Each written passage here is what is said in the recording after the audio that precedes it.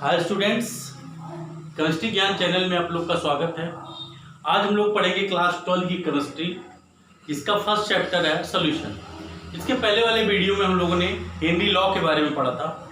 इस वीडियो में पढ़ेंगे राउल्ट्स लॉ के बारे में। ठीक है, तो राउल्ट्स लॉ को समझने से पहले हमको वेपर प्रेशर के बारे में समझना होगा। जैसे आपको टेबल, अगर देखो आपको अगर मल्टीप्लाई सीखना है तो उसके लिए टेबल आना बहुत जरूरी है। तो वैसे अगर राउल्ट्स लॉ को समझना है तो सबसे पहले वेपर प्रेशर को समझना है हमको। ठीक है, तो वेपर प्रेशर होता क्या? देखो कोई भी लिक्विड होता है, ठीक है, अगर किसी कंटेनर में रख के उसको आप हीट कर रहे हो तो ये डिपेंड करता है वो कंटेनर क्लोज है या ओपन है। अगर ओपन होगा तो उसका वेपर प्रेशर नहीं होगा, अगर वो क्लोज होगा तो उसका वेपर प्रेशर होता है। कैसे होता है ये देखते हैं। ठीक है, सपोज दैट आप क्या कर रहे हो, एक कंटेनर ले रहे हो, ठीक है, जिसमें आपने लिक्विड लिया है। आप क्लास 9th में एक इवेपोरेशन पढ़ लिया आपने, इवेपोरेशन। ठीक है, जैसे मान लो ये हमारा लिक्विड है, अभी हम क्या कर रहे हैं, इसको हीट दे रहे हैं। जब हीट देंगे इसको, ये क्या होगा, ये वेपर बनाएगा। ठीक है, अब देखो जब इवेपोरेशन में क्या होता है, कौन सा जो हमारा लिक्विड है इसका कौन सा पार्टिकल्स जो होता है वो इवेपोरेट होता है या वेपर बनता है। तो जो सरफेस के पार्टिकल्स होते हैं, जो लिक्विड के सरफेस के पार्टिकल्स होते हैं वो इवेपोरेट होते हैं, वे वेपर बनते हैं। क्यों बनते हैं? देखो हम जानते हैं कि जो आपके लिक्विड होता है, सॉलिड होता है और गैसेस होती है, उनकी भी फोर्स ऑफ अट्रैक्शन लगता है। तो यहाँ पे ये जो इसके यहाँ सपोज दैट ये पार्टिकल्स है लिक्विड की, ये सब पार्टिकल्स हैं। ठीक है, ये सरफेस पार्टिकल्स हैं लिक्विड के, ये सरफेस पार्टिकल्स हैं और ये सब अंदर जो है इसको बल्क पोर्शन कहा जाएगा। ठीक है, ये बल्क पोर्शन ये आपका सरफेस पार्टिकल्स। तो एक चीज आपको जानना चाहिए या जानते होंगे, जो इवेपोरेट होता है कौन सा होता है, जो लिक्विड के सरफेस पे पार्टिकल्स होता है वो इवेपोरेट होता है। क्यों होता है? क्योंकि जो सरफेस पे होता है उस पर फोर्स ऑफ अट्रैक्शन कम लगता है। जैसे देखो जो यहाँ होगा, जो पार्टिकल्स यहाँ होगा, ठीक है, इस पे ये फोर्स ऑफ अट्रैक्शन इसके बीच लगेगा, इधर से लगेगा, इधर से लगेगा, ठीक है, इधर से लगेगा, चारों तरफ से फोर्स ऑफ अट्रैक्शन लगेंगे इस पे। बट जो सरफेस पे है उस पे फोर्स ऑफ अट्रैक्शन कम लगता है। ठीक है, फोर्स ऑफ अट्रैक्शन कम लगता है क्योंकि ऊपर कोई मॉलिक्यूल्स है नहीं लिक्विड का, जो भी है नीचे है। तो नीचे से पार्टिकल्स के बीच फोर्स ऑफ अट्रैक्शन वर्क करता है, जिसको इंटरमॉलिक्यूलर फोर्स कहते हैं, वो लगेगा। ठीक है, बट चारों तरफ से नहीं लगेगा। लेकिन इसके नीचे जो बल्क पोर्शन के पार्टिकल्स है, इनके बीच फोर्स ऑफ अट्रैक्शन किसी पार्टिकल पर चारों तरफ से लगता है। लेकिन जो सरफेस पे होते हैं पार्टिकल्स, उन पर जो फोर्स ऑफ अट्रैक्शन लगता है वो केवल नीचे से लगता है, ऊपर से नहीं लगता है। ठीक है, तो इनका फोर्स ऑफ अट्रैक्शन क्या है, कम होता है। ये भी एक रीजन है कि जो इनका जो सरफेस के पार्टिकल्स होते हैं, इन पे लगने वाला फोर्स ऑफ अट्रैक्शन क्या होता है, वीक होता है। दूसरा, इनकी काइनेटिक एनर्जी क्या होती है, ज्यादा होती है। काइनेटिक एनर्जी देखो, अगर ये नीचे से ऊपर गए हैं तो काइनेटिक एनर्जी ज्यादा ही है, तो जो जिसकी काइनेटिक एनर्जी ज्यादा होगी वो निकल जाएगा। ठीक है, पहला क्या है, फोर्स ऑफ अट्रैक्शन वीक होता है और काइनेटिक एनर्जी क्या होती है, ज्यादा होती है, इसलिए ये इवेपोरेट हो जाते हैं। अब देखो आपने ये देख लिया क्यों इस पे फोर्स ऑफ अट्रैक्शन कम लगता है, क्योंकि इसके ऊपर जो पार्टिकल्स नहीं होते, तो पार्टिकल्स के बीच क्या होता है, फोर्स ऑफ अट्रैक्शन लगता है। तो जब यहाँ जब पार्टिकल्स है ही नहीं तो फोर्स ऑफ अट्रैक्शन लगेगा ही नहीं। ठीक है, अब चलते हैं हम आगे। तो ये सरफेस के पार्टिकल्स क्या होंगे, इवेपोरेट होंगे। सरफेस के पार्टिकल्स इवेपोरेट होंगे तो वेपर बनेंगे। अब अगर सपोज दैट अगर हम इसको क्लोज नहीं कर रहे हैं, इस कंटेनर को क्लोज नहीं कर रहे हैं, तो जो वेपर बनेगा वो चला जाएगा ना। तो यहाँ पे वेपर बनेगा बट वेपर प्रेशर नहीं होगा। लेकिन अगर हम इसको क्लोज कर दे रहे हैं, इसको क्या कर रहे हैं, इसको क्लोज कर दे रहे हैं, ठीक है, तो देखो ये पार्टिकल्स यहां से वेपर बनेगा, ठीक है, यहां बनेगा, यहां यहां यहां यहां, ठीक है। तो ये वेपर बना कहां टकराया, जिससे हमने क्या किया, कवर किया है, उससे जाके इन्होंने ये सब पार्टिकल्स क्या किए, वेपर बने, वेपर जाके टकराया। तो यहाँ पे क्या हुआ, कंडेंसेशन प्रोसेस हुआ। क्या हुआ, कंडेंसेशन प्रोसेस हुआ। तो जब ये जो वेपर है जब यहाँ टकराएगा तो कंडेंसेशन प्रोसेस होता है। तो कंडेंसेशन में क्या होता है, आपका जो लिक्विड होता है, जो वेपर होता है वो लिक्विड में चेंज हो जाता है। तो यहाँ पे हमने, यहाँ पे इवेपोरेशन हुआ, तो जो हमारा लिक्विड था वो वेपर में चेंज हुआ। बट यहाँ पे कंडेंसेशन प्रोसेस हुआ, तो कंडेंसेशन प्रोसेस होने के बाद जो वेपर था वो लिक्विड में चेंज हो गया। फिर से वही लिक्विड क्या हुआ, इस यहाँ इस सरफेस पे आके टकराया, कोलाइड किया, प्रेशर एक्सर्ट किया, और इसी प्रेशर को क्या कहते हैं, वेपर प्रेशर कहते हैं। क्या कहते हैं, वेपर प्रेशर कहते हैं। किसको, जो वेपर के द्वारा कहाँ लगता है, सरफेस, लिक्विड के सरफेस पे लगता है, जो वेपर के द्वारा। देखो वेपर क्या हुआ, पहले लिक्विड से इवेपोरेशन प्रोसेस हुआ तो वेपर बना, वेपर जाके इस जो हमने जिससे ये क्लोज किया है उससे जाके टकराया, ठीक, उससे टकराने के बाद कंडेंसेशन प्रोसेस हुआ। कंडेंसेशन होने के बाद ये क्या हुआ, लिक्विड भी चेंज हो गया, और यही लिक्विड कहाँ गिरा, जो हमारा लिक्विड है उसके सरफेस पे गिरा, ठीक है। तो उसको क्या कहेंगे, एक प्रेशर एक्सर्ट करता है, उस प्रेशर को वेपर प्रेशर कहते हैं, ठीक है। तो वेपर प्रेशर का डिफिनेशन क्या हो जाएगा, vapour pressure are that pressure which are applied by vapour on the surface of liquid, on the surface of liquid, ठीक है। फिर से सुन लीजिए, vapour pressure are that pressure which are exerted by vapour, which are exerted by vapor on the surface of liquid is known as vapor pressure, ठीक है। तो आप ये जान लो, जिस कंटेनर को क्लोज करेंगे उसी का वेपर प्रेशर होगा, और जिस कंटेनर को क्लोज नहीं करेंगे उसका वेपर प्रेशर नहीं होगा, ठीक है। तो देखो इसका वेपर प्रेशर होगा क्योंकि हमने क्लोज कर दिया है। तो वेपर प्रेशर आपने देखा, वेपर प्रेशर क्या होता है, वेपर प्रेशर वो प्रेशर होता है जो किसके द्वारा एक्सर्ट किया जाता है, किसके द्वारा लगाया जाता है, वेपर के द्वारा। और कहाँ लगाया जाता है, लिक्विड के सरफेस पे। अरे ऐसे जहाँ मान लो लिक्विड का सरफेस है, जब यहाँ से क्या होगा, गिरेगा वाटर तो यहीं आके गिरेगा ना, तो यहाँ पे देखो एक प्रेशर एक्सर्ट कर रहा है यहाँ पे, ठीक है। तो इसी प्रेशर को क्या कर रहा है, ये लिक्विड का सरफेस है, तो इसी प्रेशर को जो एक्सर्ट कर रहा है कौन, वेपर, इसी वेपर प्रेशर को, इसी प्रेशर को क्या कहेंगे, वेपर प्रेशर, ठीक है। तो वेपर प्रेशर का डिफिनीशन, ठीक है, वेपर प्रेशर का डिफिनीशन देख लेते हैं, आप लोग नोट्स बनाते चलिएगा। Vapour pressure, vapour pressure are that pressure, are that pressure, that pressure which are applied by vapor, applied by vapor, कहाँ अप्लाई होता है, on the surface of, on the surface of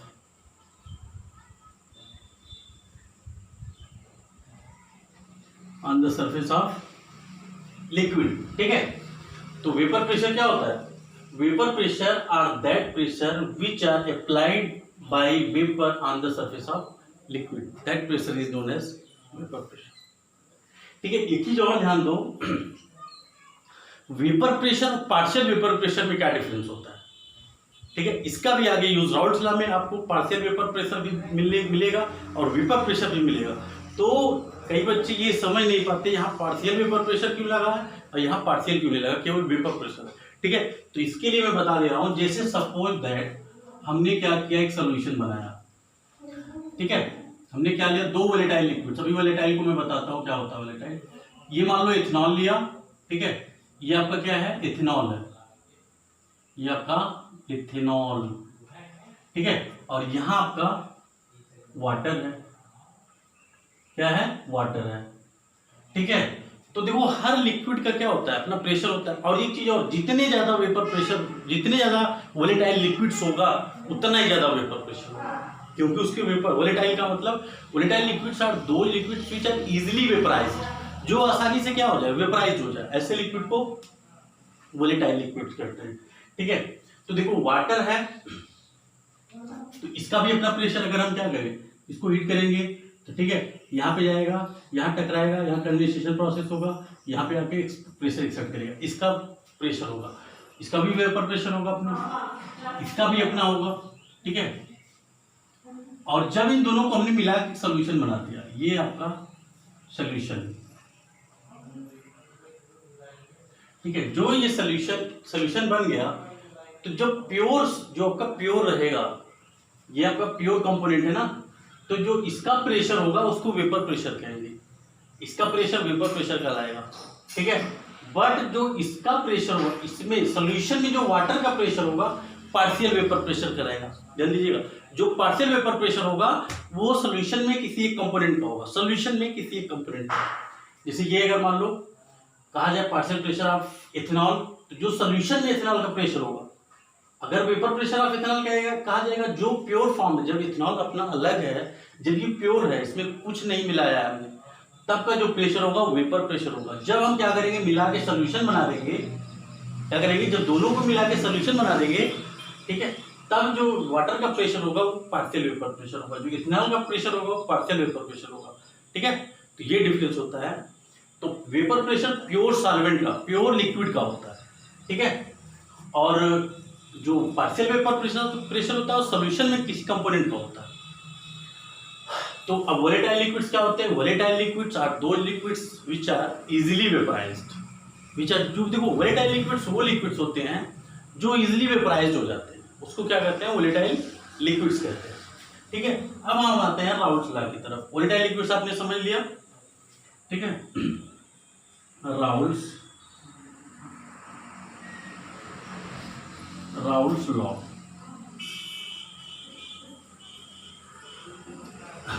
देखो राउल्ट्स एक scientist थे, उन्होंने क्या किया, उन्होंने ये बताया कि जो आपके वोलेटाइल लिक्विड्स होते हैं, फॉर वोलेटाइल लिक्विड्स, फॉर, देखो हम बाइनरी सॉल्यूशन की बात जो चैप्टर में हम पहले ही बता दिए थे, इस चैप्टर में हम लोग बाइनरी सॉल्यूशन की बात करेंगे।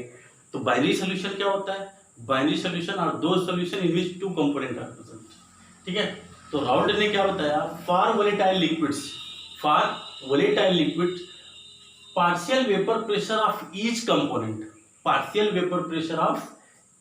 component is directly proportional to its mole fraction।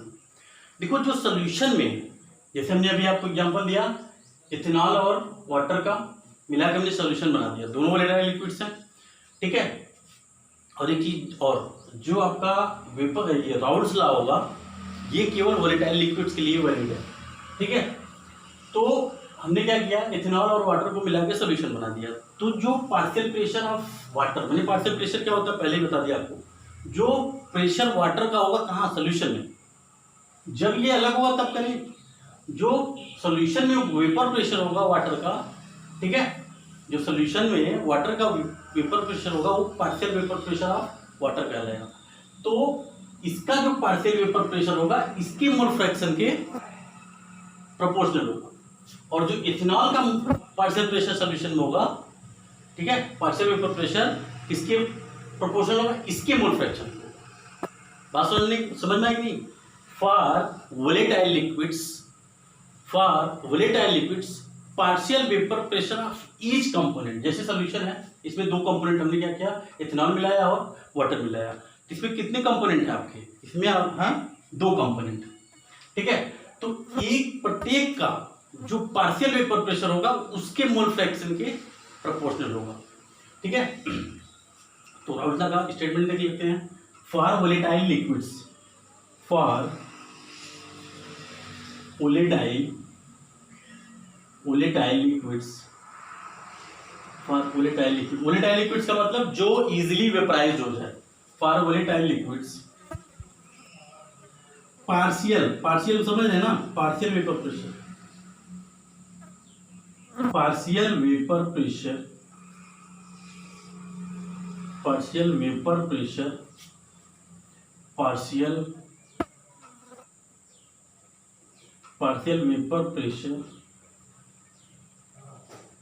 of each liquid of each component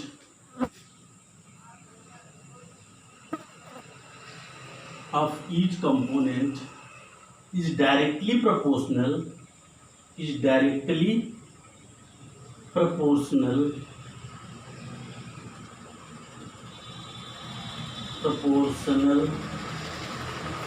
to mole fraction, to its mole fraction,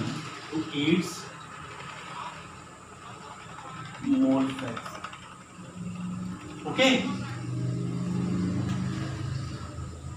for volatile liquids, ठीक है।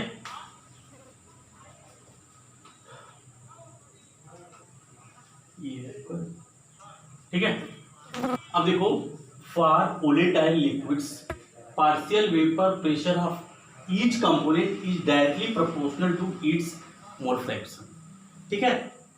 अब देखो हमने क्या किया, इसको इरेज कर रहे हैं। Partial vapour pressure of each component is directly proportional to each mole fraction, ठीक है। ये है आपका राउल्ट्स लॉ। राउल्ट्स लॉ किसके लिए है? वोलेटाइल लिक्विड्स के लिए, ठीक है, क्योंकि वोलेटाइल लिक्विड्स का ही वेपर प्रेशर होता है। जो जिसके पास वेपर ही नहीं होगा उसका वेपर प्रेशर कहाँ से होगा, ठीक है। होता है सॉलिड वगैरह का होता है, बहुत ही कम होता है, ठीक है। अब देखते हैं, जैसे हमने क्या किया, एक सॉल्यूशन बनाया, ठीक है। इसमें हमने दो कंपोनेंट लिया, एक सॉल्यूशन में हमने क्या किया, दो कंपोनेंट एक कंपोनेंट ए लिया, ठीक है, एक कंपोनेंट ए और एक कंपोनेंट बी, ठीक है। तो यहाँ पे ये आपका कंपोनेंट ए अभी प्योर है, ठीक है। हमने क्या किया, दो ये है और बी हमारा ये है। हमने दोनों को मिला के, ये भी है और ये है, इन दोनों को मिला के सॉल्यूशन बना दिया। ये हमारा सॉल्यूशन, वो ध्यान समझिएगा, ठीक है। तो देखो, जो पार्शियल प्रेशर ऑफ ए, इसका मतलब partial vapour pressure of A is directly proportional to mole fraction of A. According to Raoult's law क्या होगा, पार्शियल, मान लो इसका पार्शियल प्रेशर कितना है, partial vapour pressure P A है, कितना है पी ए, या P1 मान लेते हैं। ये हमारा वन कंपोनेंट, फर्स्ट कंपोनेंट, ठीक है। P1 P2 में आपको आसानी होगी। और ये फर्स्ट कंपोनेंट और ये सेकंड कंपोनेंट, ठीक है। दो कंपोनेंट को हमने मिला के सॉल्यूशन बना दिया। तो जो ये फर्स्ट कंपोनेंट है, यहाँ पे इसका प्रेशर क्या होगा, वेपर प्रेशर होगा, ना कि पार्शियल वेपर प्रेशर। जब हम इसको मिला देंगे तो यहाँ पे पार्शियल वेपर प्रेशर होगा। तो इनके अकॉर्डिंग क्या होगा, partial vapour pressure of each component directly proportional to its mole fraction. अब जो फर्स्ट कंपोनेंट का है, सॉल्यूशन में प्रेशर जो इसका होगा वो किसके प्रोपोर्शनल होगा, इसके मोल फ्रैक्शन को।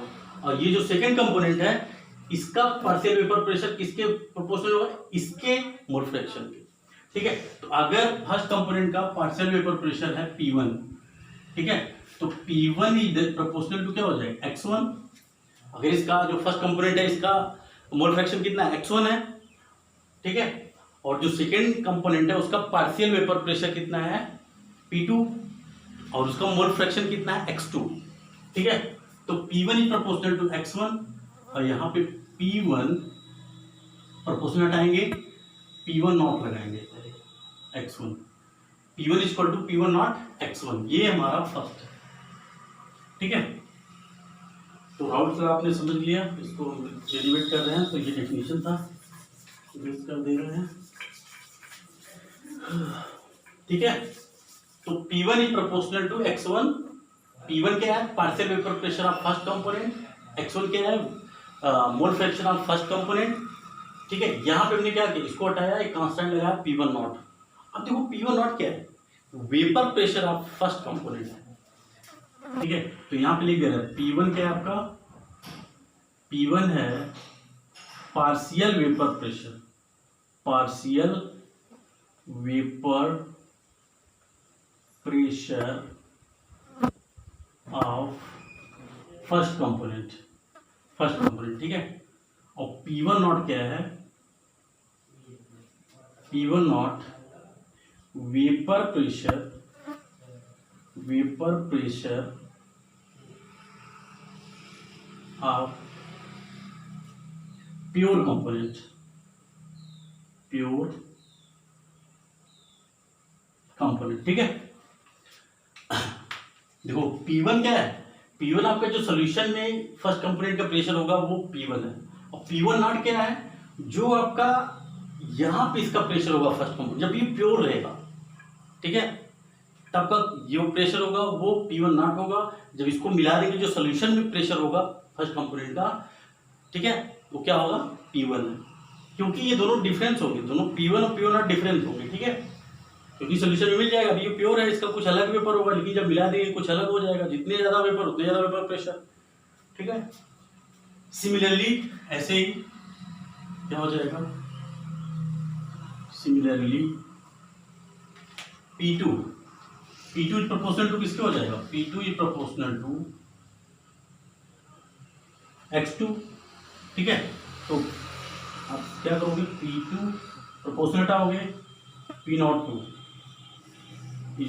Into X2। ठीक है, P2 क्या है, partial vapour pressure of second component. ठीक है, और P02 क्या है, आपका vapour pressure of pure component second, vapour pressure of pure component second. ठीक है, तो ये हमारा सेकेंड हो गया। अब ये चीज आप डाल्टन ने बताया था कि जो सोल्यूशन में है, यहाँ पे मान लो फर्स्ट कंपोनेंट का प्रेशर P1 है और जो सेकेंड कंपोनेंट है उसका P2 है। ठीक है, तो इस कंटेनर पे जो टोटल प्रेशर होगा, जो टोटल प्रेशर होगा वो जितने कंपोनेंट प्रेजेंट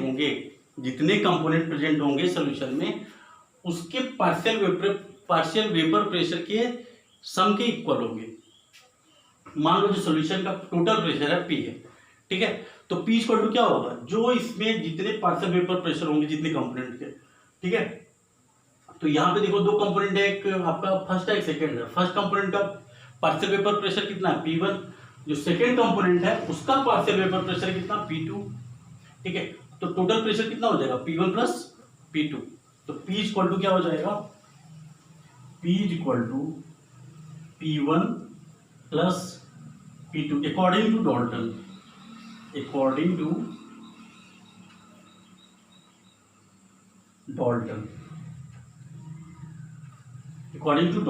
ठीक है, according to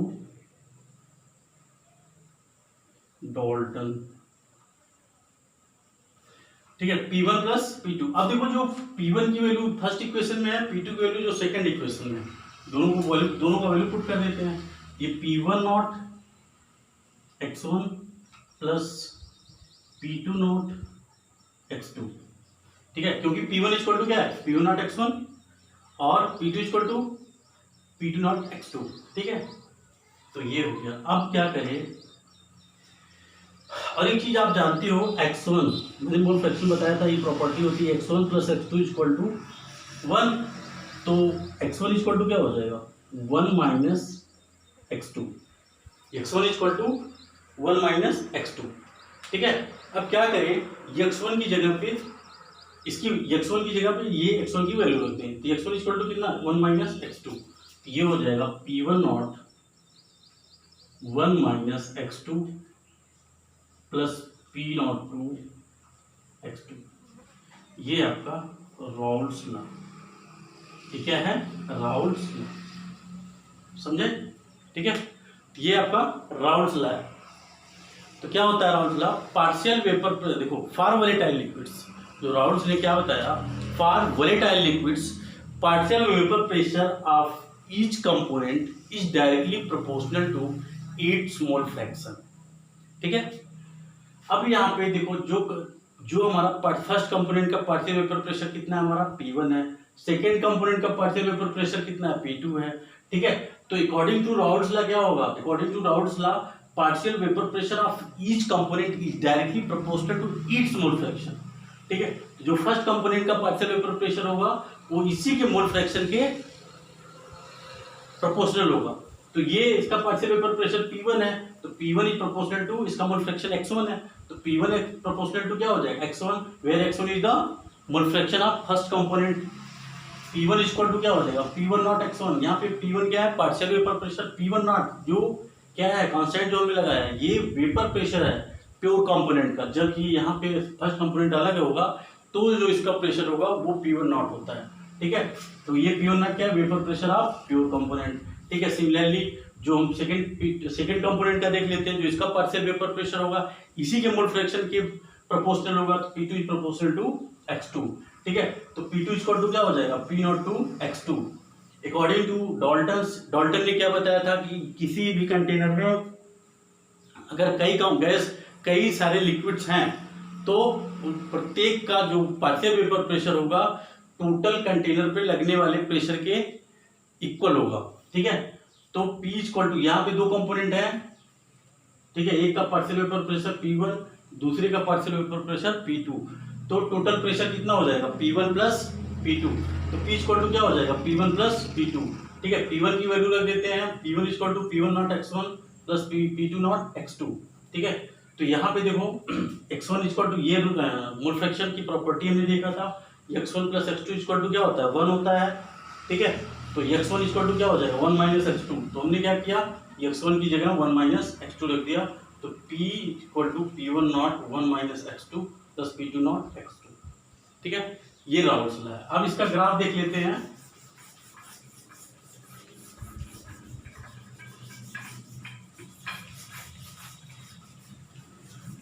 Raoult's law most important है। ठीक है, तो आपको समझ में आ गया होगा। ये ग्राफ है,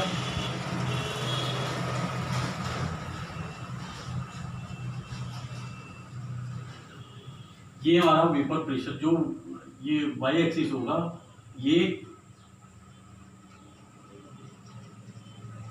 ठीक है, वेपर प्रेशर, और ये आपका मोल फ्रैक्शन।